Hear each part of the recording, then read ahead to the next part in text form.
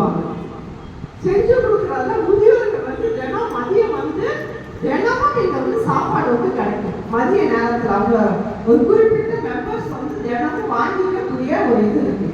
அதுவும் இல்லாம நிறைய பேரும் பிறந்த நாள் எதுவாக இருந்தாலும் ஸ்பான்சர் வந்து வாங்கி இந்த மடம் கான்வென்ட் காந்திகளான குழந்தைங்க இப்படி நிறைய பேர் வந்து இந்த சாப்பாடு கொடுக்குற வேலை. அது மாதிரி மடாங்குளம் போனீங்க அப்படின்னு சொன்னா அங்க குளிர்காலமா இருக்குது அப்படின்னு ஓட்டமா படுத்திருப்பாங்கல்ல, அவங்க பெட்ஷீட் இல்லாம இருப்பாங்க, அவங்களுக்கு வந்து போர்வைகள் வாங்கி கொடுக்கறது, இப்படிப்பட்ட பல்வேறு விஷயங்களை வந்து ஒரு சர்வீஸாக பண்ணிக்கிட்டே இருக்கிறாரு. நான் கூட கேட்பேன், சார் எப்போ பார்த்தாலும் இப்படி நல்ல சர்வீஸ் பண்ணிக்கிட்டே இருக்கிறீங்க அப்படின்னு சொல்லிட்டு.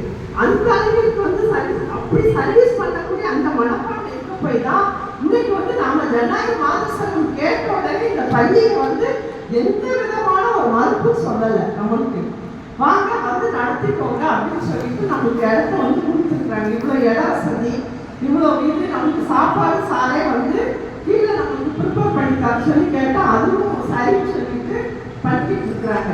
இந்த மாதிரியான ஒரு சர்வீஸ் பண்ணக்கூடிய அவங்களெல்லாம் நாம் வந்து இன்னைக்கு வந்து அவங்க வாழ்க்கைக்கு மட்டும் அல்ல, சாருக்கு வந்து நாம் வந்து ஜனநாயக மாதசங்கத்தின் சார்பாக கௌரவப்படுத்தக்கூடிய ஒரு நிகழ்வு என்பது இருக்கிறது அப்படிங்கிறத சொல்லிக்கொண்டு சாரை வந்து வாழ்த்துறை